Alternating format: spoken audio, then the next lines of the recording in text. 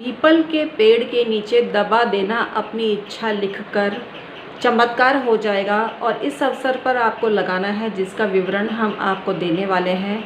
ये पर्व है, ये शुभ दिन है।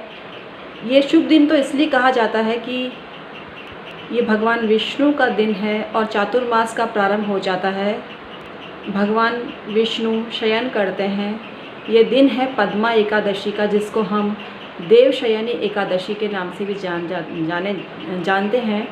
स्वयं सिद्ध अबूझ मुहूर्त होता है इस दिन। कोई भी काम आप करते हैं तो सफलता निश्चित रूप से आपको मिलती है। तो आपको ये काम करना चाहिए देवशयनी एकादशी के दिन, यानी पद्मा एकादशी के दिन, जो है 17 जुलाई 2024 के दिन ये काम आपको करना है। तो संपूर्ण विवरण जानने के लिए पूरा वीडियो वॉच करें।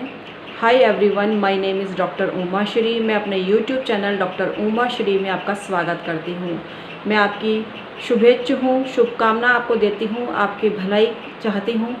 इसी निमित्त यूट्यूब पर आपके जानकारी के लिए, आपका ज्ञानवर्धन करने के लिए वीडियो टाइम टू टाइम या डेली आपको देती ही रहती हूँ और ऐसे ही देती रहूँ, ये आपसे शुभाशीष चाहती हूँ। तो आइए कंटिन्यू करते हैं अपनी बातचीत को और बताना प्रारंभ करते हैं। मित्रों, देवशयनी एकादशी ऐसा दिन होता है जब भगवान विष्णु की आप ऐसे स्वरूप में पूजा करते हैं, क्योंकि 4 महीने के लिए हमारे हिंदू समाज में देव सो जाते हैं और फिर कार्तिक मास में जागृत होते हैं, जागते हैं।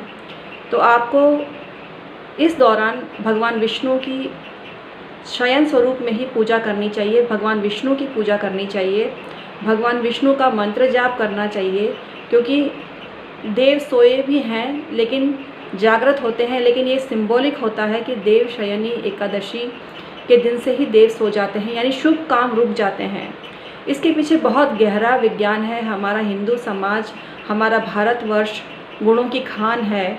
और आपको डिस्क्लेमर देती हूँ, मैं सभी धर्मों का सम्मान करती हूँ, लेकिन हिंदू मैं हूँ और इसीलिए ये वीडियो बनाती हूँ। लेकिन अन्य धर्मों का भी मैं आदर करती हूँ। अन्य धर्मी पूजनीय हैं, पवित्र हैं और इस देश का गौरव हैं।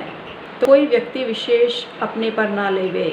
देवशयनी एकादशी के दिन आप विष्णु भगवान की विधिवत पूजा करते हैं, रात्रि जागरण करते हैं और दिन में भी जागरण करते हैं तो आपको फ़ायदा मिलता है। रात्रि जागरण हर कोई नहीं कर सकता, तो जितनी देर जग कर पूजा करें भगवान विष्णु की शयन स्वरूप में तो आपको फ़ायदा मिलता है। और अगर आप विष्णु जी को गद्दा और चादर भेंट करते हैं, क्योंकि हमारे हिंदू समाज में सिंबॉलिक भी पूजा होती है और आप मानसिक रूप से पूजा कर सकते हैं। भगवान विष्णु को जो अर्पित कर रहे हैं, मानसिक रूप से आप उसका चिंतन करें तो आपको पूर्ण फल मिलता है। मानसिक पूजा भी श्रेष्ठ होती है। मानसिक पूजा पूरे मन से होती है।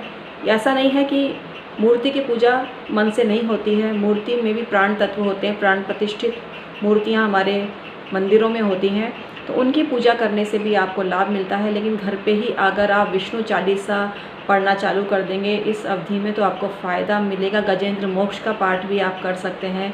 विष्णु सहस्त्र नाम को सुन सकते हैं यूट्यूब पर या पढ़ सकते हैं, तो इससे भी आपको फ़ायदा होता है। धन भाव आपका मजबूत होता है।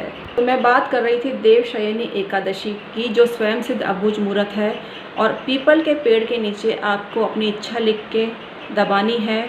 और आपको क्या इच्छा लिखनी है ये आप जानते हैं।